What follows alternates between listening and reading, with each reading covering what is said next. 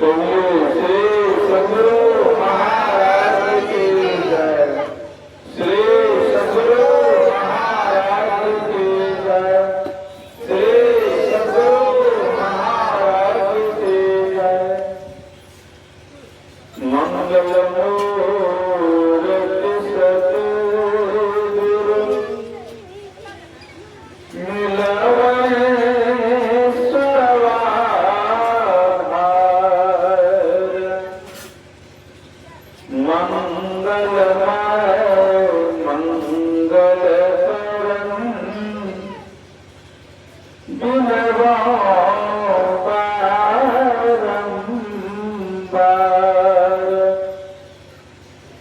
धन्य धन्य सतगुरु सुंदर महिमा कही न जाए। जो कछु कहूं तुम्हारी कृपा माते कछु ना बसे। माते कछु ना बसे। श्री सद्गुरु महाराज की जय। सृष्टि के कंकण में सदा सर्वदा विराजमान 20वीं सदी के भगवान सर्वशक्तिमान प्रातः स्मरणीय अनंत श्री विभूषित परम आराध्य संत सद्गुरु महाराज जी के पावन चरणों में कोटि कोटि नमन वंदन। व्यक्त रूप में उपस्थित सभी साधु महात्मागण, उपस्थित गुरुजन, सत्संग प्रेमियों, महानुभावों, आदरणीय माताओं तथा भक्तिवती बहनों, दूर दराज से सुन रहे ग्रामवासियों, नगर निवासियों, सबों के अंतःकरण में एक ही परम पिता परमात्मा के अंश होने के नाते सबों को अपना प्रणाम निवेदित करता हूँ। सबों से पर पुनः आग्रह है, एक बार ऊंचे स्वर में गुरु महाराज की जय घोष करें। जय घोष की आवाज जहाँ तक पहुँचे वहाँ तक का वातावरण पवित्र शुद्ध हो जाए। जो अभी तक नहीं आए हैं वे भी आकर के शांतित होकर सत्संग में बैठ जाए। कहिए श्री सद्गुरु महाराज की जय। आप सबों को विदित कराया गया परम श्रद्धेय श्री विक्रम बाबू अपने पुत्र के रिजल्ट जो पहले ही पास किया है, इंटर पास किए बढ़िया नंबर आया है, उन्हीं खुशी में यह सत्संग करवा रहे हैं कि गुरु महाराज और कृपा करे और आगे बढ़े और अच्छे नंबर आए। इसी निमित्त से यह गुरु महाराज का सिंहासन लगाए। साधु महात्मा सत्संगों का आगमन हुआ है। जहाँ साधु महात्मा का आगमन होता है वह जगह धन और पवित्र होता है। संत सम्राट कबीर साहब कहते जी घर साधु न पूजिए हरि की सेवा नाही ते घर मरगट बसे भूत बसे तिनमान। जिस घर में अतिथि साधु की सत्कार सेवा पूजा नहीं होता वह घर श्मशान के समान कहा गया है। उस घर में भूत बसते हैं। और जहाँ साधु महात्मा का आगमन होता है वहाँ की गरीबी दूर होता है और लक्ष्मी का आगमन होता है। जहाँ सत्संग होता है वह उस जगह वह धरती पवित्र पावन हो जाता है।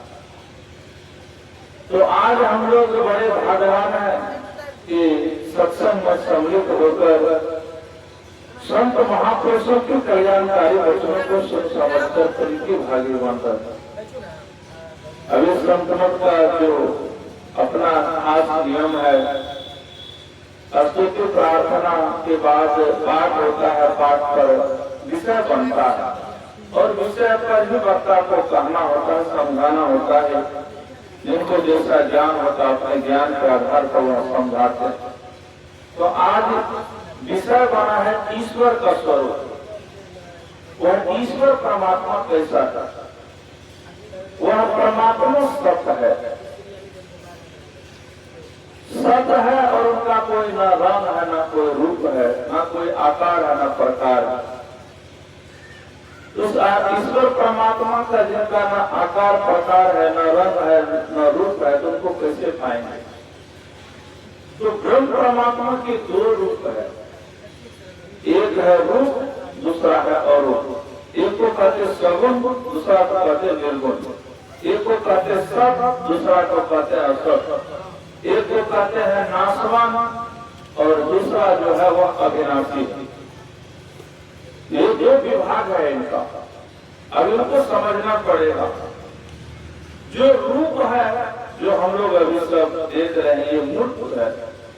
मूर्त मतलब मूर्ति रूप है, मूर्ति के रूप में। जैसे हम लोग मंदिर जाते हैं उसमें मूर्ति होता है, वो शांत है, जैसे उसको भगवान कहते हैं। मंदिर जाने के बाद मन अस्थिर और शांत होता है, वह मन ही मन भगवान से कुछ मांगते प्रार्थना करते हैं तो मन को अस्थिर करते हैं, वहाँ मन शांत और अस्थिर होता है। और उस मूर्ति को जिनका हम दर्शन करने के लिए जाते हैं वो स्वयं ही शांत और अस्थिर है, उसमें कोई हलचल नहीं है। इसीलिए उसको देख करके मन शांत और अस्थिर होता है। इसीलिए उसका नाम मंदिर है, जहाँ जाने से मन अस्थिर होता है। अब हमारे आपके अंदर में भी मन है, इस मन को भी अस्थिर करने के लिए गुरु महाराज युक्ति बताया। और अभी हम लोग परिभाषा में सुने, शांति अस्थिरता और निश्चलता को कहते हैं। जो शांति को प्राप्त कर लेते हैं वे संत कहलाते हैं, जो संत कहलाते वही भगवान कहलाते हैं। संत और भगवत में कोई अंतर नहीं है। शांति प्राप्त करने का प्रेरण मनुष्यों के हृदय में स्वाभाविक ही है। मनुष्य के अंदर में शांति पाने का गुण स्वाभाविक है। जो उस गुण को जगा लेते हैं वही संत और भगवान कहलाते हैं, जो शांत और अस्थिर हो जाते हैं। और वही हमारे आपके अंदर में हम मूर्त रूप में है, लेकिन वो जो अमूर्त है वही शांति स्वरूप परमात्मा है, जो हम सब में विराजमान है। उस परमात्मा को कैसे पाएं? उस परमात्मा को पाने के लिए युक्ति लेना होगा। जो युक्ति जान गए हैं उस पर चलना होगा। जो चलते हैं वो धीरे धीरे उस परमात्मा की ओर बढ़ते हैं। हाँ, ये रहनी कहनी की बात, बैठा रहे चला पुनी जाता, बैठे ने रास्ता काटा, चलते न बात पाई। ये रहने रहने की बात जो जान लेते हैं वे अपने अंदर में चलते हैं, अपने सूरत से, अपने ख्याल में। अच्छा, मंदिर को वही पाते हैं जो अपने अंदर में चलते हैं। संसार में भटकने वाले को आज तक परमात्मा नहीं मिला। अब परमात्मा यदि संसार में दर्शन हुआ भी तो माया का हुआ, माया का हुआ। भगवान राम का दर्शन बहुतों को हुआ, भगवान कृष्ण का भी दर्शन बहुतों को हुआ, भगवान शिव का भी दर्शन बहुतों को हुआ, भगवान ब्रह्मा का भी दर्शन बहुतों का हुआ। लेकिन दर्शन मात्र से उसका कल्याण नहीं हो गया। भगवान श्री कृष्ण तो स्वयं शांति दूत बन करके युधिष्ठिर महाराज की तरफ से, पांचों पांडव की तरफ से शांति दूत, जबकि शांति स्वरूप ही है, और शांति दूत बन करके समझाने के लिए कहा किसको? दुर्योधन। क्या दुर्योधन समझ गया? जबकि दुर्योधन का भी गुरु द्रोणाचार्य थे और पांडव के गुरु भी द्रोणाचार्य थे। दोनों को ज्ञान से मिला हुआ था, शिक्षा में कोई बदलाव नहीं था, तो बहुत कुलीन परिवार के भी थे। लेकिन भगवान समझाने के लिए गए, नहीं समझे। कहा मानो इस बालक उन्होंने उसका रूप भी देखा, ये मनुष्य रूप तो देखा जो सोम रूप है, और भगवान अपना चौभुजी रूप भी वहां दिखाया। तो फिर भी क्या समझ में आ गया? समझ में नहीं आया बात। जब भगवान श्री कृष्ण अर्जुन मोहग्रस्त हो गए हैं, हम सब मोहग्रस्त हैं, मोहग्रस्त हो गए, युद्ध करना नहीं चाहते, अपना कर्तव्य कर्म को करना नहीं चाहते हैं, तो भगवान ने समझाया यदि कर्तव्य कर्म को नहीं करोगे तो तुम पाप के भागी बनोगे। हम लोगों को भी जो कर्तव्य कर्म मिला है यदि ईमानदारी से नहीं करेंगे तो पाप के भागी बनेंगे, नरकगामी हो जाएंगे। इसीलिए अर्जुन को समझाया, अर्जुन को कहा तुम सिर्फ निमित्त मात्र हो, करने कराने वाले तो मैं ही हूं। लेकिन ये बात अर्जुन को ठीक समझ में नहीं आया।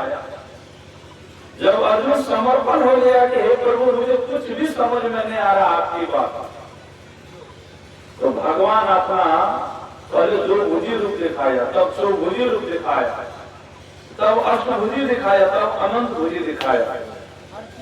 भगवान अपना सब रूप दिखाया और उनको दिव्य दृष्टि भी दिया कि तुम देखो मेरे इस रूप को, क्योंकि साधारण आंख से उस रूप को देख नहीं सकते, क्योंकि उस रूप को देखने के लिए शक्ति नहीं।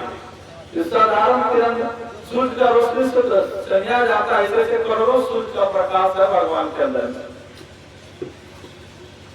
और विराट रूप दिखाने के बाद जो अनंत भुजी जिनको कहते हैं, जिसमें अनंत भुजा है, उस रूप से दिखाने के बाद भगवान कहते हैं पार्थ तुम जो मेरा ये रूप देख रहे हो ये मेरे उत्पन्न किए हुए माया, ये भी सत्य नहीं है, तुम्हें इससे आगे बढ़ना चाहिए। तो जो रूप भगवान दिखाया, जो अर्जुन देख रहा था, वो भगवान स्वयं करे मेरे उत्पन्न की हुई माया। भगवान का ये जो भी विराट रूप आप संसार में देख रहे, चाहे वृक्ष के रूप में हो, मनुष्य के रूप में हो, पशु पक्षी के रूप में हो, ये सब उन्हीं के विराट रूप में, उन्हीं की लीला है। सब हम लोगों को इससे आगे बढ़ना पड़ेगा और आगे बढ़ने के लिए अंदर चलना पड़ेगा। जो भगवान ने श्री कृष्ण अर्जुन से कहा कि तुमको इससे आगे बढ़ना पड़ेगा। भगवान कहते हैं कि तुम युद्ध भी कर और मेरा स्मरण भी कर। भगवान कहते हैं संसार का कर्म भी कर और मेरा स्मरण भी मत छोड़, मेरा स्मरण करते रहो। स्मरण के कारण ही तुम मुझ तक पहुंच सकते हो, मेरे असली रूप को देख सकते हो। वो असली रूप क्या है? वो है आत्म स्वरूप। जो आत्म स्वरूप है, उस आत्म स्वरूप को जानने के लिए अंदर में चलना होगा। अंदर में जो चलते हैं तो उस ब्रह्म का रूप तो बाद में आता है, पीछे उनका पहले उनका प्रकाश का दर्शन होता है। जैसे सूर्य के उदय से पहले उनका प्रकाश आता है, प्रकाश का दर्शन होता है, प्रकाश इस धरातल पर आता है, जिसको अरुण्याय कहते हैं, जिनको उषा काल कहते हैं। और पीछे से सूर्य आता है। तो ठीक उसी तरह से उस ब्रह्म परमात्मा का दर्शन करने से पहले आपको उनका प्रकाश, ब्रह्म का जो प्रकाश है, प्रकाश का दर्शन होगा। उसी ब्रह्म के प्रकाश में उस ब्रह्म का भी दर्शन होता है। जो हम लोग आंख बंद करके अपने अंदर में चलते, खाली बंद करके रखते तब नहीं, अंदर में चलते, अंदर में देखते, अंदर में ख्याल करते, क्या क्या दिखाई देता। बहुत लोग जो साधक नहीं है उनको तो कहेगा घोर अंधकार, बस अंधकार अंधकार काला काला दिखाई देता। लेकिन नहीं, सिर्फ काला ही नहीं दिखाई देता है, ईमानदारी से देखिए, हाँ दिखाई देगा तो काला काला ही दिखाई देता है बेसी, क्योंकि हम लोग अधिक से अधिक तमोगुणी में रहते हैं, तामसी वृत्ति में रहते हैं। अच्छा, सत्संग इतना दिन से कर रहे हैं, लेकिन सत्संग का जो फल होना चाहिए। सत्संग हो तो ज्ञान हुआ, बहुत ज्ञान की बात सुने तो ज्ञान के अंदर में नर्मता आ जाता है, वो गुण हम लोगों में आया नहीं, क्योंकि हम लोग अधिक से अधिक तमोगुणी में रहते हैं, तामसी वृत्ति में रहते हैं। तमोगुणी के कारण वो अंधकार ही अंधकार दिखाई देता है, आगे कुछ दिखाई नहीं देगा। कभी कभार क्या होता है, खान पान के कारण तेल मसाला खाते हैं, ताला गारा खाते हैं, तो मन हो जाता है रजोगुणी। मन विषय वासना की चिंतन करता है, मन में विषय वासना उत्पन्न होता है, संसार के विषय भोग का आकर्षण मन पर होता है, उस समय में पीलापन दिखाई देता है। उस समय में थोड़ा तोली तोड़ के रंग में जैसे आप देखेंगे तो जैसे धूप में वो लू लगता है ना, तो वैसे वो पीलापन दिखाई देता, आंख के सामने नहीं दिखाई देता, वैसे ये तब वो वैसा ही जैसे वो लू लगता है वैसे आंख के सामने सामने पीलापन दिखाई देता है। यदि ईमानदारी से देखेंगे फिर होकर के तब उस समय में रजोगुणी मन रहता है लोगों का।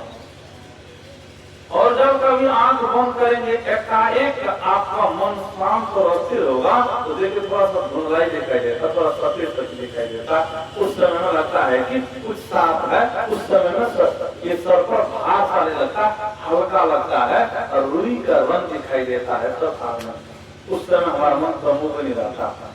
लेकिन हम लोग अधिक से अधिक रजोगुणी और तमोगुणी में ही रहते हैं, इसीलिए अंदर गमन नहीं होता। गुरु महाराज से जब जाते थे गुरु महाराज के पास तो कहते थे कि रुजु पहले जैसा भजन होता था अभी भजन वैसा नहीं होता।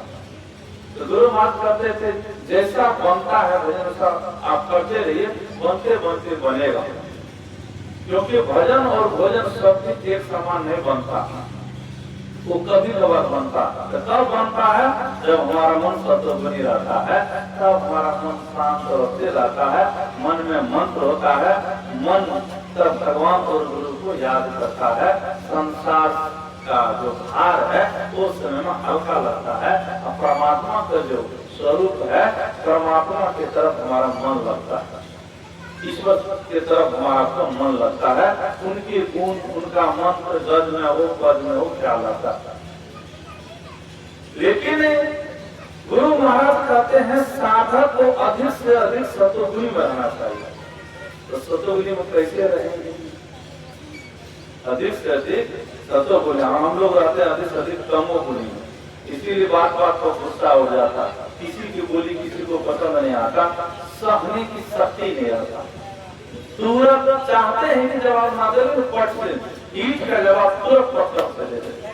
हाँ, ऐसा हम लोगों की रीति के कारण ऐसा होता है, हम लोगों से भी होता है, ऐसे नहीं सिर्फ आप लोगों के करे तो उसमें हम लोग के सामने। लेकिन गुरु महाराज कहते हैं कि अधिक से अधिक साधक को सतोगुणी बनाना चाहिए। तो सतोगुणी में कैसे रहेंगे? तो गुरु महाराज ने बताया हम लोगों का जो लक्ष्य है, जहाँ दृष्टि साधन करने के लिए बताया, तो गुरु महाराज कहते हैं आप अपने सूरत को अपने ख्याल को वहां रखिए, बारंबार अपने सूरत को उठा उठा करके वहां रखिए। जब वहां रहेंगे तो संसार का ऑटोमेटिक ख्याल कम होगा, और वहां आप रहेंगे, अपना लक्ष्य में रहेंगे, और धीरे धीरे धीरे धीरे धीरे धीरे यदि आदत लग गया वहां रहने का तो आपका सूरत टूट जाएगा और वो जीव का उन्नति होने लगता है। तब वो पतन की ओर नहीं जाता है, वो ऊपर उठता है, तब उनका सूरत उठता है। अब उनका सूरत वहां जब आप पक्के हो जाएंगे तब वहां से चलना प्रारंभ होता है, तब जो है आपको तो क्या क्या रंग दिखाई देगा। तब गुरु महाराज कहते जब सब साधक का जब आदत लग जाता है, तब साधक जब बैठता है ध्यान करने के लिए, लेकिन उसमें एक बात और गुरु महाराज और कहा, गुरु महाराज कहते हैं कि सदाचार के पालन के बिना आप अंदर में बढ़ ही नहीं सकते। यदि सदाचारहीन है, हम लोगों से पाप बन रहा है तो घोर अंधकार अंधकार दिखेगा, क्योंकि कमा रहे पापी, पुण्य कमाएंगे, पुण्य के प्रताप से ही आप आगे बढ़ पाएंगे। पुण्य होगा तभी परिवर्तन होगा हमारे देखने में। इसीलिए हम लोग प्रत्येक दिन कमाने का काम करते हैं। अभी यहाँ जो आप लोग सत्संग में आए हैं घर बार छोड़ करके, तो यहाँ हम लोग अभी पुण्य कमा रहे हैं, पुण्य कमा रहे हैं। अच्छा, हम लोग पुण्य को बांटते भी हैं। सब पुण्य को यदि जमा करके रखे तब तो हम लोगों का जल्दी उन्नति हो जाएगा। आप बाबा देवी साहब के चरित्र को पढ़िए तो बाबा देवी साहब स्वयं अपना खाते देखे खाते अपना खाते थे। बहुत घर में जिद करता था तो कहते थे शर्त है तुमको पैसा लेना पड़ेगा, जोड़ करके पैसा देते थे। लकड़ी करके भी पैसा देते जो कि फ्री मिलता था। आप गुरु महाराज के भी जीवन चरित्र को पढ़िएगा तो पहले गुरु महाराज अपना ही कमाई खाते थे। मतलब कि सिली धारा जो खेती होता था वो सारी व्यवस्था गुरु महाराज गाड़ी में रखते थे। एक बार की घटना है जो भी वर्तमान आचार्य, और वह उस समय में वर्तमान आचार्य गुरु महाराज के भोजन बना रहे। हल्दी खत्म हो गया तो घर में से हल्दी मांग रहे थे गुरु महाराज के कमरा में। तो हल्दी मांगते सुन लिया गुरु महाराज, तो गुरु महाराज बुलाए, कहा कि हल्दी क्यों मांगे जब उनके घर में नहीं होगा। कहा हुजूर 3 महीना हो गया आश्रम पर नहीं गए, 3 महीना से बाहर कंटिन्यू होने के कारण हल्दी समाप्त हो गया। तो हल्दी का बना देता गुरु महाराज। आप देखिए गुरु महाराज ऐसे नहीं उन्नति किए हैं। और हम लोग तो जितना खाते हैं जितना भजन करते हैं उतना तो दे ही के जाते हैं लोगों। लेकिन बाद में गुरु महाराज को थोड़ा छूट की है ये जग उद्धार और कल्याण करने के लिए। बाद में जब गुरु महाराज प्राप्त कर लिए हैं तब थोड़ा छूट दिए हैं कि भंडारा की व्यवस्था करवाए हैं कि कम से कम उस बहाने अनुदान भी होगा और जो खर्च कर रहे हैं तो थोड़ा उनका उद्धार भी होगा। इसीलिए परंपरा चला है, गुरु महाराज ने चला दिया। भगवान बुद्ध के जीवन चरित्र को पढ़िएगा तो भगवान बुद्ध के पास में कोई कमी नहीं था, खुद के पास में कुछ कमी नहीं था। पूरी जीवन पत्र पूरी उनकी साधक मंडली यदि खाते तो भी कमी नहीं था, मांगने की आवश्यकता नहीं था उनको। एक एक राजा उनके भक्त थे जो पूरी जीवन पत्र की पूरी संघ की खर्चा उठाने को सदा तैयार रहते थे। और बहुत सारे राजा उनके थे। लेकिन भगवान बुद्ध ने कहा नहीं, हम घर घर से भिक्षा मांग करके जो खाते हैं तो हमारी सुरक्षा उनको जाता है, उनका उद्धार और कल्याण होता है। इसीलिए सबके घर से भिक्षा मांग करके खाते हैं। कल एक गरीब व्यक्ति जब मैं पिंपलिया से सत्संग करने के लिए चलने लगा तो हाथ जोड़ के कहा कि बाबा एक बोरा गेहूं सी करके रखे हैं पहला आश्रम के लिए। वो पहले भी आश्रम में चावल दाल देते रहते। ये गेहूं जब गाड़ी में चढ़ा दिए तो कहा कि बाबा इनको भंडारा में लगाइएगा। मैंने कहा आश्रम में अन्न जल्दी बिकता नहीं, वो भंडारा में ही लगता। इसीलिए हम कई साल का गेहूं मेरे पास में मिलेगा, 3 साल 4 साल का मिलेगा। चावल खराब होने की वजह से 2-3 साल हो जाता है तब कुछ उसको हटा देते हैं, नहीं तो अधिक से अधिक समय रखता है, अनुमानी जो देता है। क्योंकि कोई भी देता है अनुदान करता है तो उनके मन में होता है कि साधु महात्मा की भंडारा में लगे जिससे हमारा कल्याण है। और वैसे यदि बिक भी गया तो पैसा गुरु महाराज के काम नहीं लगता, आश्रम में लगता। वो तो कहीं और लगता ही नहीं, वो कहीं कुछ न कुछ सामान ही खरीद के आएगा उसमें लगेगा, वो सब उधार का ही काम होता। तो गुरु महाराज के बारे में आप लोग जानते हैं कि गुरु महाराज का एक वो भक्त था जो बड़ा कंजूस था तो अमीर, लेकिन बड़े मखसूस था। कभी दान को नहीं करता था, दान को नहीं करता था। तो गुरु महाराज ने उनको कहा कि आप साधु चौका में 1 मन गेहूं दे दीजिए। काठी का हुजूर दे देंगे, सामने उनको रख लिया। लेकिन उन्होंने भेजा नहीं, उनको चिट्ठी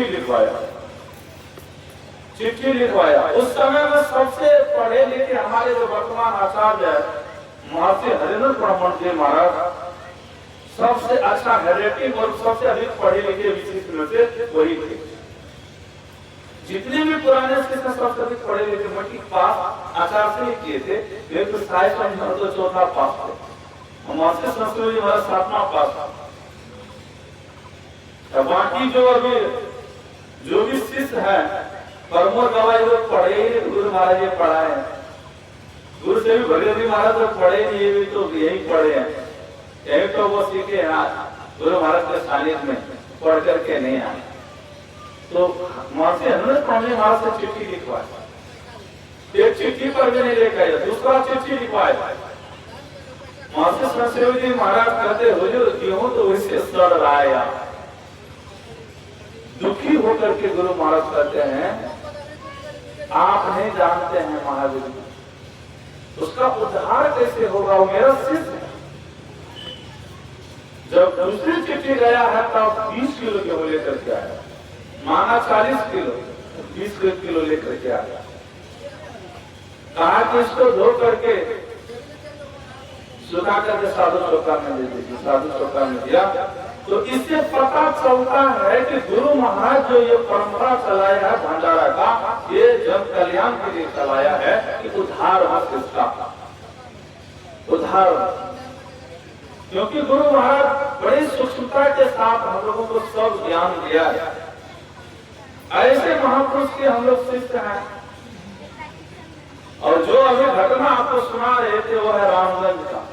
मैं वहां भी कई बार सत्संग करने के लिए गया हूँ। खगड़िया जिला में रामगंज है जहाँ अमर बाबा रहते, पहले प्रमोद बाबा की सेवा में रहते थे, अमर बाबा रहते थे। वहां पर बराबर गुरु महाराज जाया करते और हर वक्त जाते थे। वही की ये घटना। तो गुरु महाराज अंतर्यामी महापुरुष है। और गुरु महाराज ऐसा नहीं समझेगा खाली कुप्पा घाट में ही है और हर जगह नहीं। मैं अपने आश्रम की घटना आपको सुनाता हूँ। मेरे आश्रम में आकर के राम प्रसाद बाबू की, राम प्रसाद मेहता की पत्नी गुरु महाराज से सत्संग में जैसे कि गुरु महाराज यदि हमारा बेटा को नौकरी भेज देता तो 10,000 भले मिलेगा, 10,000 रुपये हम भले मिलेगा, हमारा बेटा को नौकरी भेज। गुरु महाराज की ऐसा कृपा हो कि दोनों बेटा को बीपीएससी निकाली, दोनों बेटा हाई स्कूल के टीचर बने, दोनों बेटे। जब टीचर बन गए तब उनका बड़ा बेटा बिना कहे 5100 टका दे दिया, कहा कि 5100 टका और देंगे हम इस दवैया। और हम अपने तरफ से, ये तो मेरी मांग रखी थी, मैं अपने तरफ से आश्रम में गेट लगाऊंगा। झारखंड के मेरे एक मित्र ही है जो पुराने पहचान है। गुरु महाराज के पास उस समय में खोड़े का घर था। गुरु महाराज के पास में रो रहा था, रो करके कहा कि गुरु महाराज मेरे पिताजी ट्यूशन करके हम सबको पढ़ाए लिखाए और घर की खर्चा चल रहा था, लेकिन मेरे पिताजी बीमार हो गए, अब पढ़ा नहीं सकते हैं और हम लोग कभी काम नहीं किए, मजदूरी कर नहीं सकते हैं, हमारे घर की स्थिति बहुत ही खराब है और हम कई बार कई जगह भरे हैं लेकिन कहीं से कोई नौकरी का कोई ये नहीं आया, कहीं से कोई सफलता प्राप्त नहीं हुआ। और रो करके जाकर के तब मेरे पास में गया, प्रणाम करके कहता है कि बाबा रोज तो ध्यान करते हैं, आज मेरे लिए ध्यान करके गुरु महाराज को कहिएगा। मैंने कहा कि ठीक है, आराम करिए। उस दिन उनका रोना मेरे कान में जो आया था, 1:30 बजे रात को नींद खुल गया और हम बैठ गए ध्यान पर। गुरु महाराज बैठे, अपना नियम जो था पूरा किए।